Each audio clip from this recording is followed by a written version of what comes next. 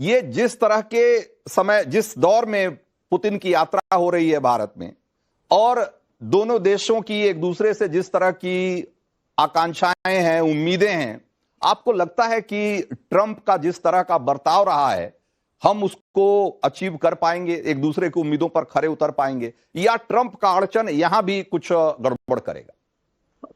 देखो, एक बात तो समझानी पड़ेगी कि ये मल्टीपोलर वर्ल्ड है और बड़ा सोच समझ कर चलना है।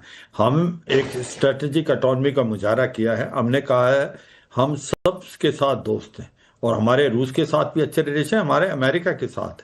आज पुतिन भारत में आ रहे हैं, 2 दिन पहले ही हमने MH-60R सी हॉक जो हेलीकॉप्टर है वो अमेरिका से खड़े हैं, $1 बिलियन के 24 एयरक्राफ्ट, 24 हेलीकॉप्टर।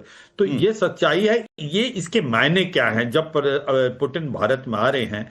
क्योंकि अब सब ये सोच रहे थे कि जो रशिया आइसोलेट हो गया है, पुतिन आइसोलेटेड हो गए, अगर उनके साथ खड़ा है चीनी है, चीन की कोई वैल्यू नहीं है वर्ल्ड के अंदर।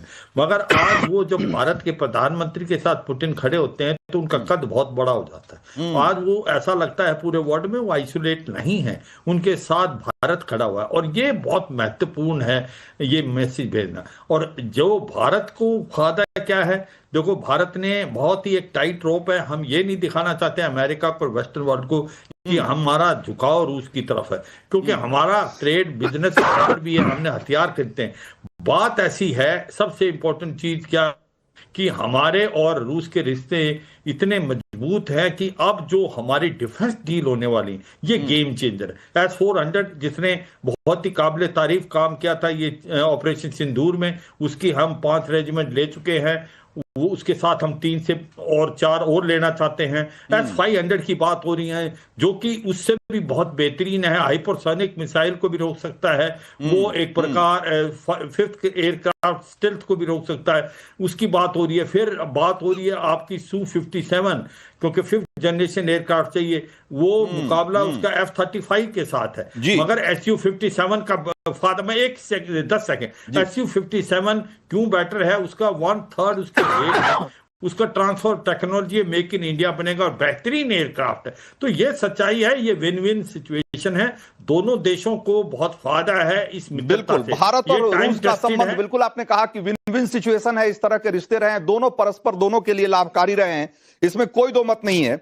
लेकिन कमांडर वीके जेटली, एक सवाल लोगों के मन में उठता है कि भाई अगर रशियन जो टेक्नोलॉजी है, उसके हथियार इतने शानदार हैं और इतने घातक हैं, और रूस इतना बड़ा अगर मिलिट्री पावर है, तो आज तक यूक्रेन में इस तरीके से उलझा हुआ क्यों है? लोगों के दिमाग में सवाल बार बार उठता है।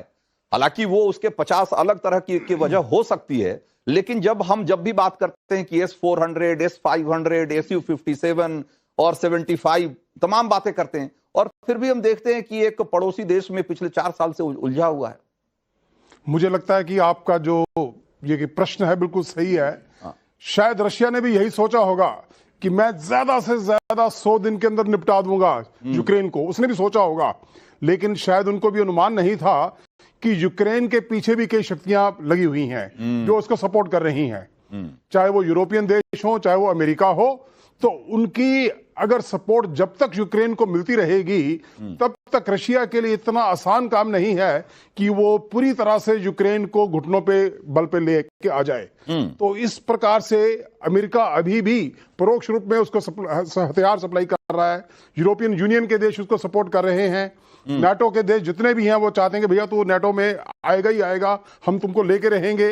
इन सब चीजों को ध्यान में रखते हुए यूक्रेन अकेले नहीं है, यूक्रेन के पीछे बहुत ताकतें हैं, बहुत देश हैं। इसके कारण से वो इतनी लंबी दूरी में उलझ कर रह गया है। लेकिन रूस के साथ जो हमारे जिस तरह के रक्षा संबंध रहे हैं, उसमें भारत को हमेशा से ताकत मिलती रही है, इसमें कोई दो मत नहीं है। और मेजर जनरल एसपी सिन्हा, जब हम बात करते हैं कि भाई हमें रशियन फाइटर जेट और जो एयर डिफेंस सिस्टम है S-400, S-500 की जरूरत है, और S-400 ने कितना शानदार काम किया ऑपरेशन सिंदूर के दौरान, ये पूरी दुनिया ने देखा, उसकी ताकत, उसकी क्षमता से पूरी दुनिया वाकिफ हुई। और अब जब बात हो रही है कि S-500 हमें मिलना चाहिए, आपको जिस तरह की बातें कह रहे थे अभी कमांडर वीके जेटली कि भाई पूरी दुनिया जब जब यूक्रेन में से जंग शुरू हुई तो यूक्रेन के पीछे पूरी दुनिया खड़ी हो गई, और उसी तरह का हाल अभी ये भी दिखता है कि जब पाकिस्तान के साथ भारत की जंग शुरुआत हुई लड़ाई की, तो वहां भी दिखा कि बहुत सारी शक्तियां पाकिस्तान के पक्ष में खड़ी हो गई। तो ये जब हम S-500 और S-400 और Su-57 की बात करेंगे रूस से, तो जाहिर सी बात है उनको भी चिढ़ मचेगी कि भाई ये क्या हो रहा है, ये तो और ताकतवर हो जाएंगे फिर। देखिए, इसके पहले कि मैं आपका प्रश्न का उत्तर दूं, हाँ। मैं मेजर ग्रैंड स्ट्रेटजी पे पहले कमेंट करूंगा। वो बहुत महत्वपूर्ण बिंदु है मिस्टर पुतिन और मिस्टर मोदी के मीटिंग के परिप्रेक्ष्य में जी। और क्या है ग्रैंड स्ट्रेटजी? पहले अमेरिका की सोच आपको समझने की जरूरत है। अमेरिका की सोच क्या है? डीप स्टेट की सोच है कि हमारा विश्व स्तर पे कौन हमको चुनौती दे सकता है। रूस, हिंदुस्तान और चाइना, इनको कमजोर करो। तो कमजोर कैसे करो? इन दोनों को आइसोलेट करो। आर्थिक दृष्टिकोण से, मिलिट्री दृष्टिकोण से, पॉलिटिकली यहां पर इंटरफेरेंस होता रहता है। मोदी जी की मारने की कोशिश होती है जब मोदी जी चाइना जाते हैं, मिस्टर पुतिन को मारने की कोशिश होती है।